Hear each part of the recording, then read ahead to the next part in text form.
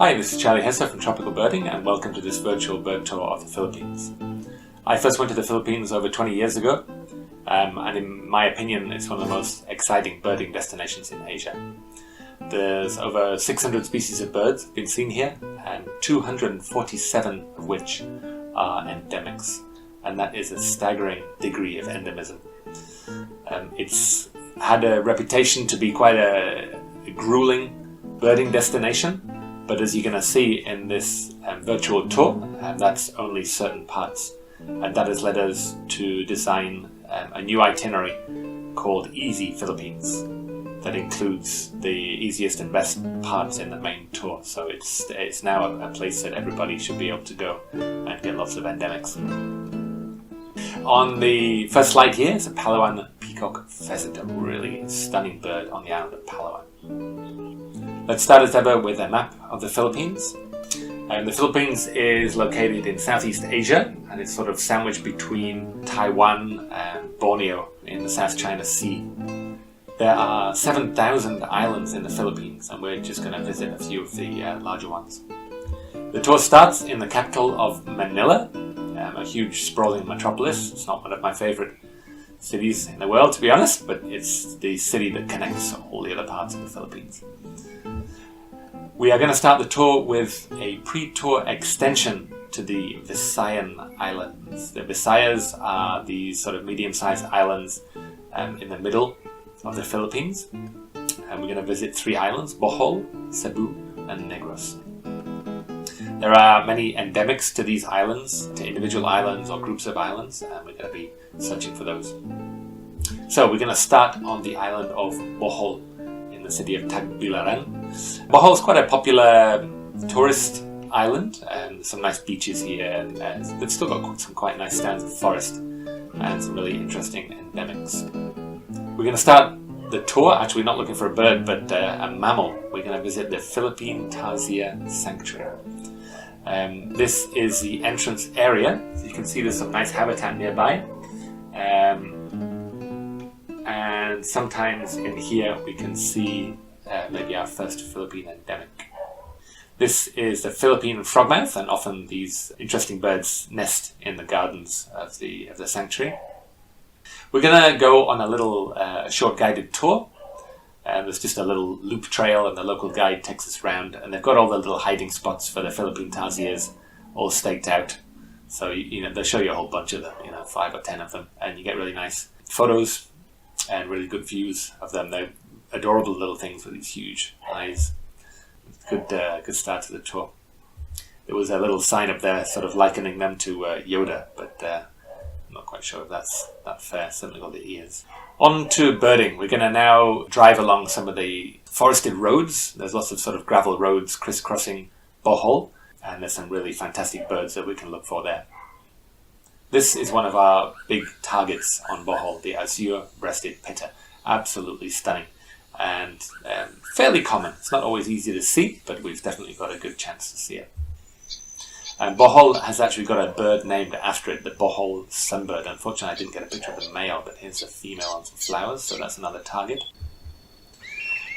Some regular Philippine endemics, like the Philippine serpent eagle. This is the Visayan wattled broadbill, named after this big broad blue wattle around the eye. Really fascinating birds, really beautiful. We saw some really interesting behavior of this one.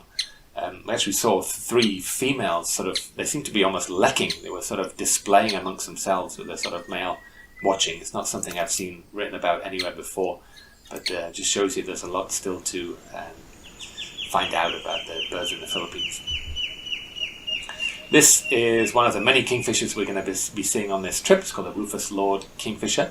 It's fairly common by voice, but very difficult to see. It just sits very still up in the canopy, and it requires a bit of fieldcraft to track them down, or sort of locate the call. There's a few mammals on Bohol as well. This is the long-tailed macaque. It's an endemic subspecies. This is a Philippine pygmy squirrel, tiny little thing. This looks just like a big lump on the tree trunk, but it's actually called the Philippine flying lemur. It's not a lemur, it doesn't fly. It glides from tree to tree, runs up, and strictly nocturnal, but we often see them at a stakeout in Bohol. At the lodge that we stay at, the gardener often keeps tabs on some owls, and sometimes we'll get our first owl, the Everett's Scops owl, on a day roost. We are also going to visit a bit of a tourist site called the Chocolate Hills. You can see these very unusual shaped hills here. This is a viewpoint that we visit to look over these hills. I guess they go a little bit brown in the dry season, and yeah, it looks a bit like chocolate, but you can see the very interesting features. Here's a sign telling you how you can best experience the Chocolate Hills, and this is me trying to do my little bit as a tourist. From Bohol, we're now going to visit the next island along, which is called Cebu. You can see Bohol is sort of round shape, and Cebu is very long and thin. You see they're quite close to each other, so we can actually take a boat across. Here's the boat that we go in. It's a sort of sealed speedboat. It's very quick, and we'll be on Cebu in no time. We're just visiting one site on Cebu, and it's called Tabunan Forest. We just spent one night, and early the next morning we'll go up to Tabunan. Cebu has been absolutely devastated by deforestation. It's almost completely deforested. There's only a very tiny patch of native forest left. Despite being almost completely deforested, Cebu still has endemics on it. This is the Cebu flowerpecker. When I first went to Cebu 20 years ago, I went up there and I heard the Cebu flowerpecker, and I was with two other people, one on each side, and both of them actually saw this bird. I saw a movement and I heard the bird. It now appears that the Cebu flowerpecker may be extinct. It hasn't been seen for many years now. People are very worried. There are still some Cebu endemics left though. We're going to leave in the dark and get up there to look for the Cebu bugok. We had great views of this last time. It came right in and posed really nicely for photos. The first time I was in Tabunan, there was no ladders or anything. You just had to sort of scramble up the rocks, but now there's been some things to help make it a little easier for visiting birders. You can see here we're sort of climbing up these ladders. It's probably a little bit easier than it looks here.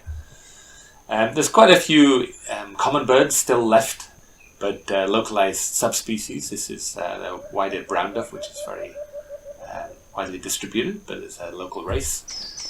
This is Coleto, which we're going to see at several places on this tour. You can see a very distinctive bare pink head.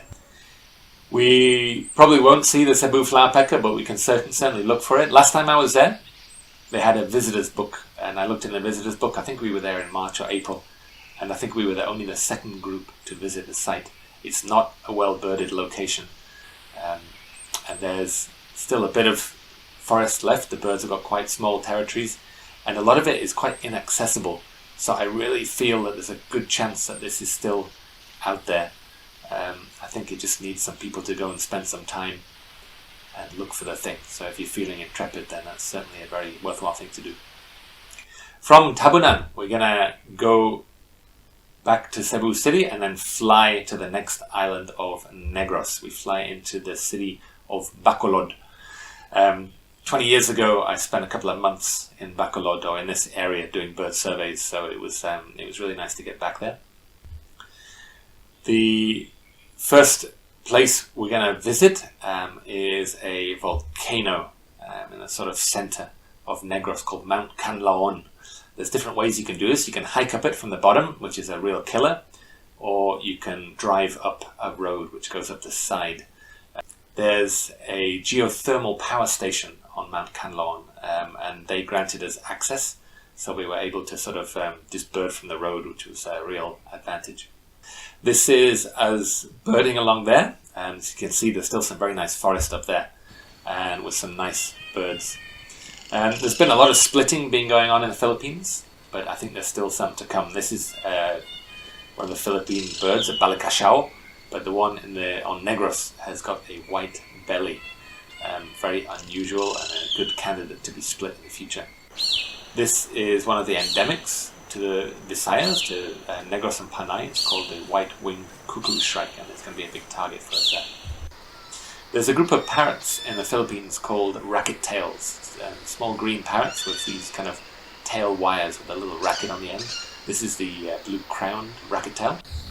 This is a really big pigeon, the pink-bellied imperial pigeon. We had great views of this last time. Really spectacular bird. We should see a few other common flocking species as well, like the island flycatcher. This was before considered to be a vertebrate flycatcher, which is common in Southeast Asia, but has now been split. Some of the birds we might see, little pied flycatcher, and this is maybe the main target of Canlaon. It's called a flame-templed babbler, really stunning bird. I didn't get a photo of it, unfortunately. But yeah, really distinctive orange brow. From Mount Canlaon, we're going to move a little bit lower down to a place called Mambucal. This is a hot spring resort. It's sort of at the base of the mountain before you get down to the all the fields, the agriculture at the bottom. Mambucal has still got some nice trees in there, a bit of nice forest, and we'll spend a bit of time birding in here for lower elevation species. This is one of the birds we're going to be looking for. It's called the black-belted flowerpecker. It's recently split from the red-keeled flowerpecker. It's got this nice black edging to the red chest. The first time I was in the Philippines, this was considered the Philippine bulbul, but it looks very different and sounds very different, and has since been split as the Visayan bulbul.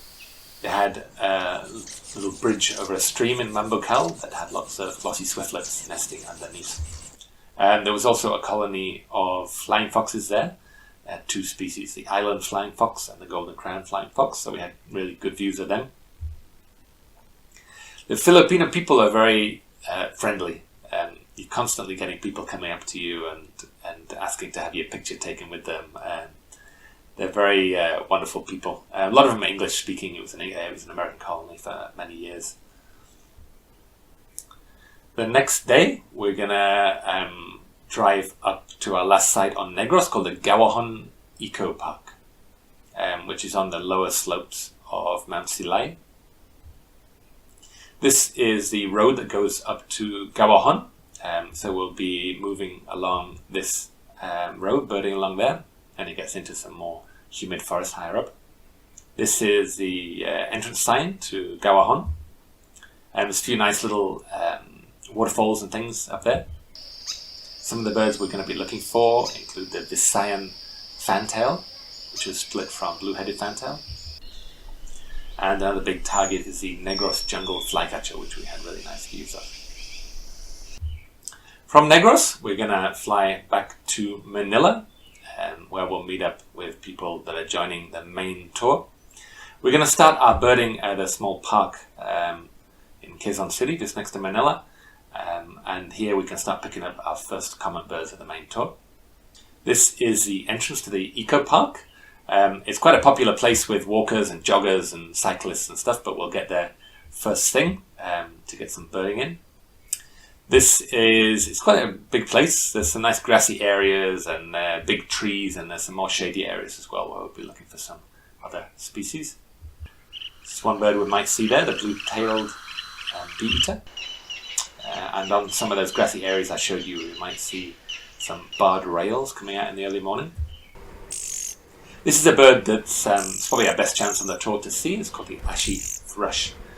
It's fairly common in there, but a little bit secretive, but we should get looks at it with a bit of effort. And we may also see our first guayabero. It's a small little endemic parrot. You can see it making a little nest here in an arboreal termite mound. May also see the small Philippine woodpecker. From La Mesa, we're going to drive south. We'll have to drive through Manila, which usually takes a while, but we're going to drive down to the university town of Los Baños. It's a very chilled town, a lot less bustling than Manila. We're going to use Los Baños as a base to bird Mount Makiling. As you can see, there's a lot of forest preserved on this mountain, and it's really one of the top birding sites of the tour. We're going to start in the botanical gardens, and you can see a lot of big trees in here, really nice birding, a few of the trails as well, so we'll start our birding in there. There's a few nice little waterfalls in there, and on the little streams coming through the botanical gardens, we're going to look for the indigo-banded kingfisher, really beautiful little bird. In the gardens, at some of the fruiting trees, we might also see Philippine hanging parrots, and another target in the gardens are the Philippine falconets. The next day, we're going to visit Mount Makiling Rainforest Park. They don't allow us up in there with our own vehicle, so they provide us with this wonderful looking jeepney. Jeepneys are one of the ways that people get around in the Philippines. It's a form of public transport. They're sort of converted jeeps that are painted lots of bright colours. They're very fun to see. But yeah, it's quite an experience bumping around in the back of one of these. We're going to go in the dark and look for the Philippine scops owl in the early morning. Then we're going to drive up as high as we can and go in search of the spotted wood kingfisher, which calls in the early morning. They sit very still, so they're quite hard to find, but we should have a good chance. This is what the habitat looks like up there. We're going to be birding along this track, and as you can see, there's very nice forest up here. This is another bird that we can look for up there, the black-chinned fruit dove. It's quite a widespread bird, but never easy to find. Last time we were lucky enough to find one sat on a nest. One of the big targets up there is called the striped-sided Rhabdornis. The Rhabdornises used to be in their own family, and then they were subsequently lumped with the starlings, but they're a very distinctive group of birds, and there's always a chance they might be split again as their own family. Another name for this one was the stripe-headed Rhabdornis. There are Philippine trogons up there, not easy to find, but with a bit of luck we might come across one of these beautiful birds. If we miss it here, we can also try for it again later on during the trip. This is another big target up there, the scale-feathered Malcoa. Really stunning and unique looking bird in the cuckoo family. From Mount Makiling and Los Baños, we're going to drive north. We used to drive way north in Luzon, but we've now substituted a new site called Infanta that has a really special bird there. This is what the habitat looks like up there. We're going to be birding along a road, some sort of mid-elevation forest. Some of the birds that we might see, this is a brush cuckoo, which is a migrant, and some other residents like elegant tit, the endemic yellow wattled bulbul, the blue-headed fantail, and this beautiful Philippine fairy bluebird. The fairy bluebirds are in their own family, and there's only two members, the Asian and the Philippine. This is our main target up there. It's called the whiskered pitta. This used to be a sort of near mythical bird that you had to do a major hike to go and see, but they've discovered it along this road, and now it's regularly seen along there. From Infanta, we're going to start a drive and head up towards Candaba Bird Sanctuary. On the way, we're going to stop at a stakeout for the Philippine eagle owl, really spectacular bird. We had great views last time, and we'll go there in the dark, and hopefully we should get good views. Last time, I heard some squealing, and I managed to locate this little nest, which was a nest of a Philippine scops owl.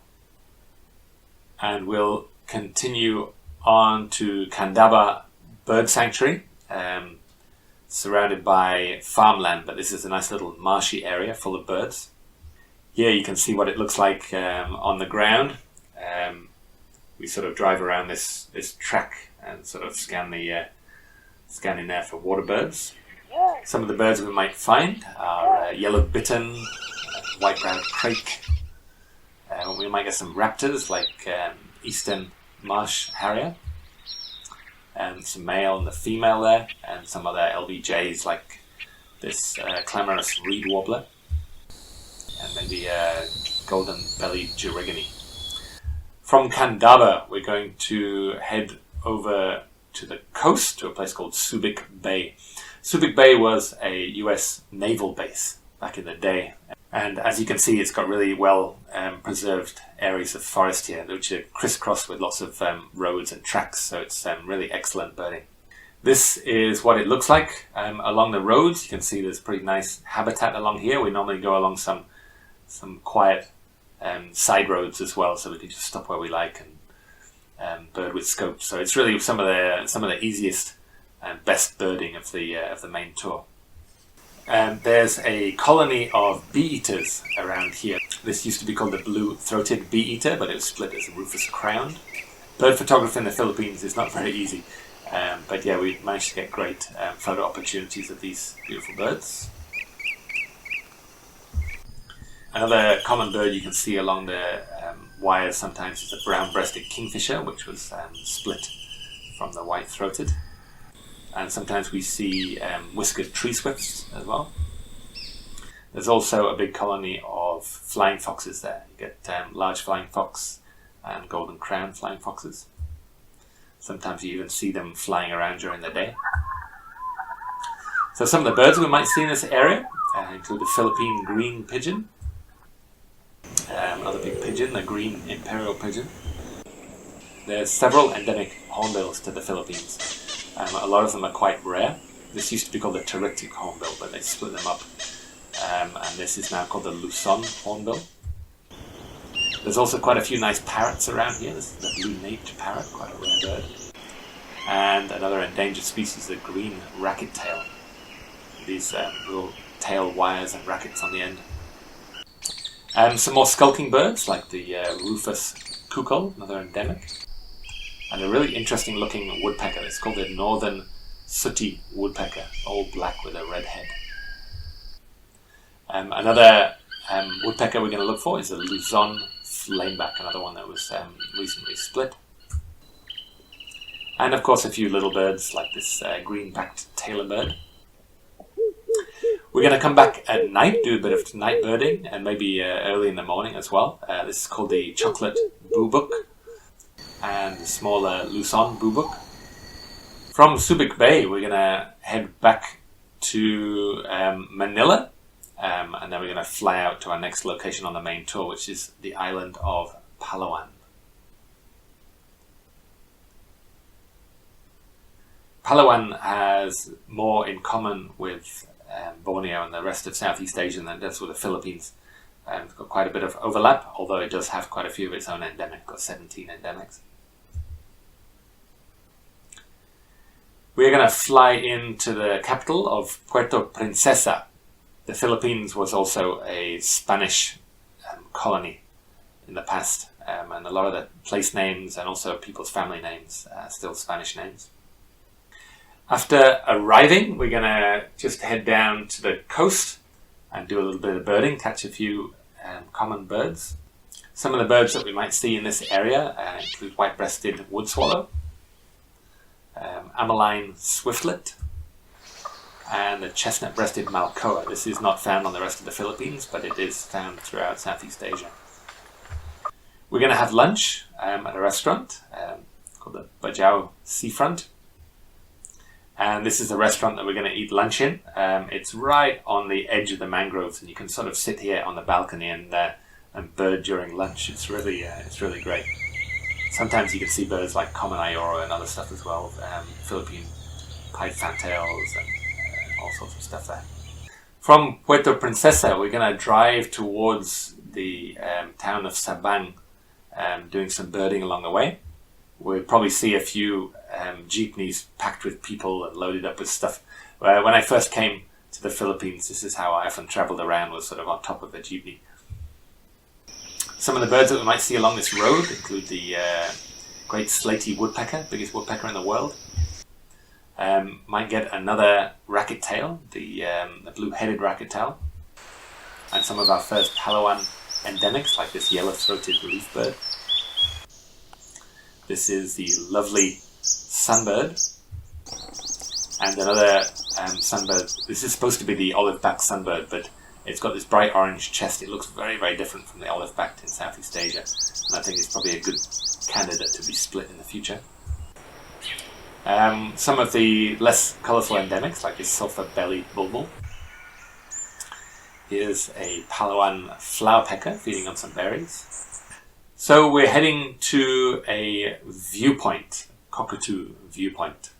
We're going to stop along the road here, and then we're going to walk up this little path up to this top of this low hill, and we get a really nice view over some mangroves below. And in the late afternoon, you often get Philippine cockatoos flying by. Sometimes they'll even perch in the nearby trees.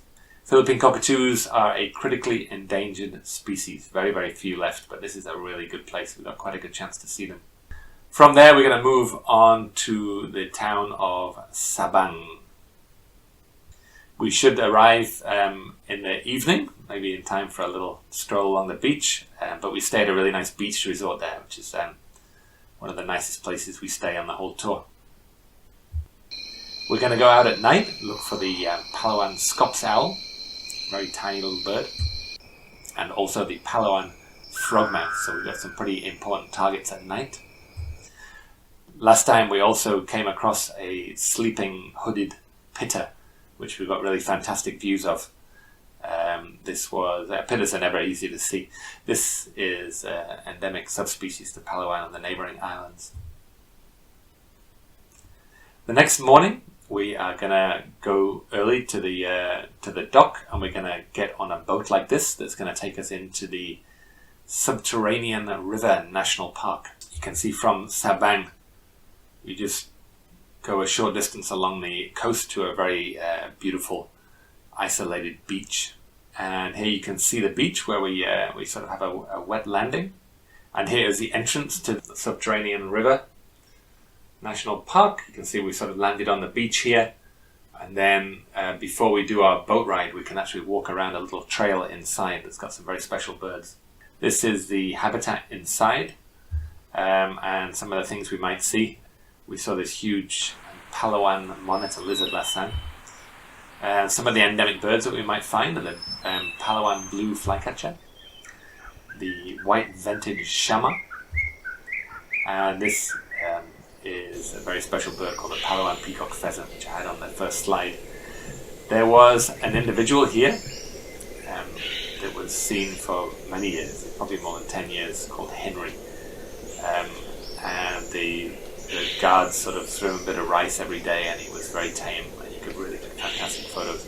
It seems now that he's passed away, so seeing this bird is not going to be as easy anymore, but we're certainly going to try. We are going to do a boat ride into the Subterranean River. They're very safety conscious here, so they make us put on all these little orange life jackets and hard hats. And we get on this boat, which takes us into this cave.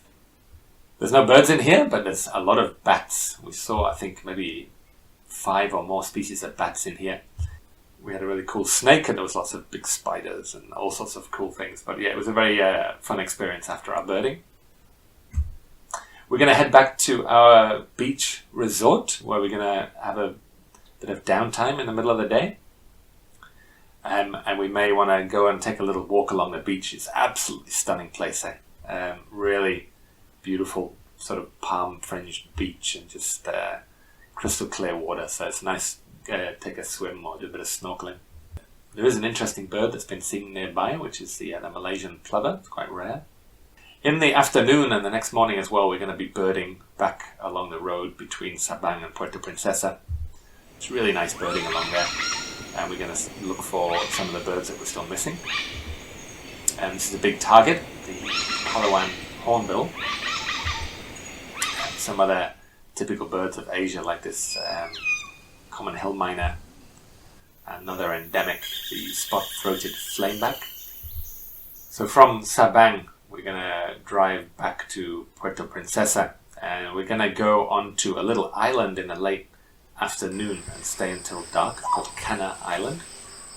And there we're going to go and look for the Mantanani scops owl. It's a bird that's only found on very small little islands.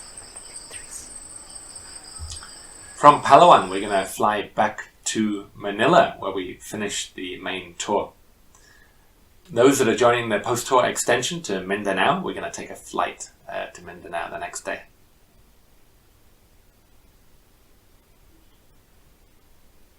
Mindanao is the largest island in the south. I'm going to fly into a place called Cagayan de Oro. And from there, we're going to drive to the base of Mount Kittanglad. Just going to spin around here. This is a view of Mount Kittanglad from the side, and we're going to be hiking up here and camping up there for a few nights. On the way up, on the lower slopes, we may see things like pied harrier, long-tailed shrike. All our supplies are going to be taken up by mules. So it's quite rainy at this time of year, and these mules make little holes with their hooves, which fill with water, so it gets very boggy along here. You can normally sort of find your way around without sort of getting your feet deep in mud, but it's not an easy hike. It's steep, and it's muddy, and it's long. On the way up, we may see another special bird, another species of Rhabdornis, a striped-breasted Rhabdornis. This is our destination. In this ramshackle old house, they have a kitchen where they cook our meals, and this is they have a table where we eat, and there's a little bathroom in there as well. On the second floor, there's a large room where you can sleep with your sleeping bag. Alternatively, you can sort of have a bit more privacy in your own tent underneath this tarpaulin. This is the son of the lady that was cooking for us. Once we've settled in, we're going to go and do some birding. Some of the birds we might see up there include this bicoloured flowerpecker, the olive-capped flowerpecker, mountain leaf warbler, and this very cool Apo minor with this very kind of funky crest and yellow wattle around the eye. Another big target up there is the black and cinnamon fantails, often found in mixed species flocks, along with island flycatcher. If we get up high enough, we might also have a chance to find another endemic, the grey-capped shrike. We're going to go out at night when we might have a chance to find some cool things like this Mindanao flying squirrel and maybe another Philippine frogmouth. There's also a couple of scops owl species up there. There's Everett scops owl, which we've seen already, and also the giant scops owl. The main target up there is going to be the Philippine eagle, one of the biggest raptors in the world, critically endangered and absolutely spectacular. The eagles were on a nest a while before we got there, but just before we arrived, they abandoned the nest, unfortunately, so we were stuck waiting at this viewpoint.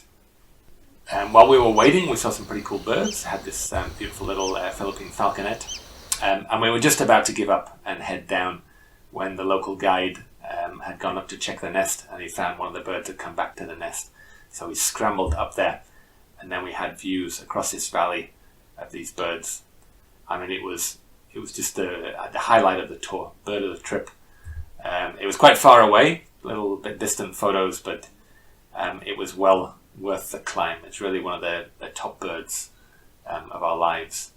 So we were really ecstatic to find that bird, and we just really put a spring in our step on the way down. So after seeing the eagle, we had to hike back down the mountain. From Mount Kittanglad, we've now got a long drive down to the city of Davao.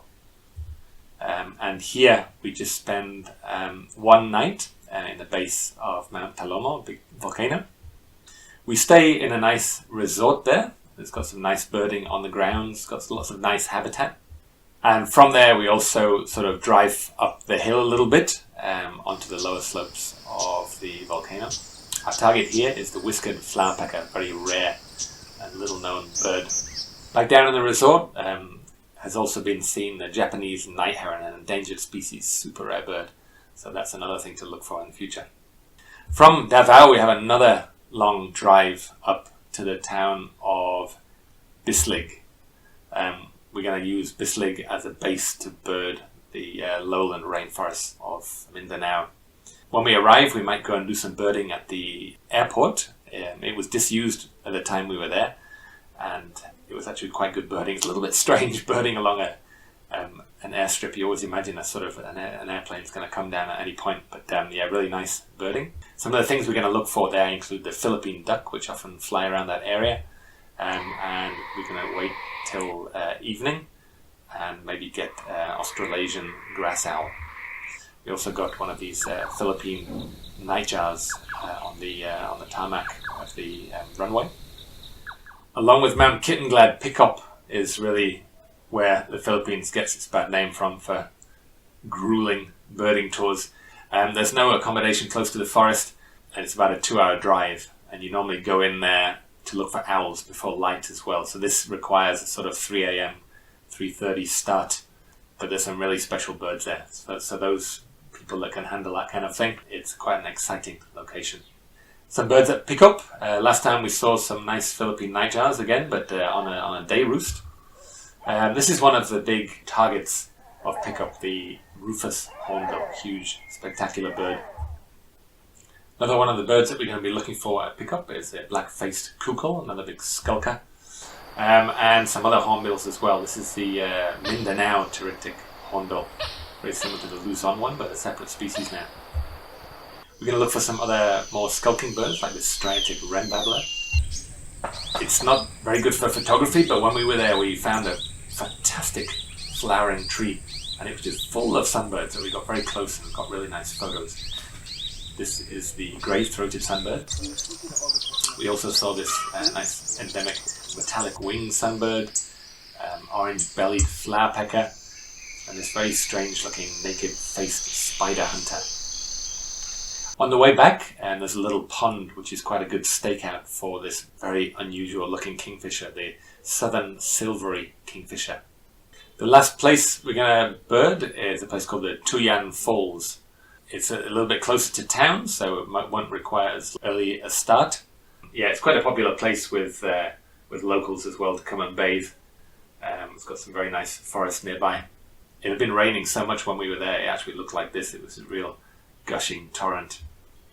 Some of the birds that we saw there included the yellow-breasted fruit dove, a chestnut-tailed jungle flycatcher, and the final bird of the trip was another gorgeous Philippine trogon. So yeah, that's the end of the tour. I hope you've enjoyed it. It's an amazing location. I hope you've seen that if you want to, you can come and do some fairly easy birding here. And if you want to, you can also do some very difficult birding here. There's amazing things to discover in the Philippines. There's a lot of deforestation here and a lot of very rare birds here, so it's definitely a place to come sooner rather than later. Many thanks to my friends that have let me use their photos during the trip. Don't forget to check out my other virtual tours and also those of the other guides. I hope you enjoyed it, and thanks again for supporting us.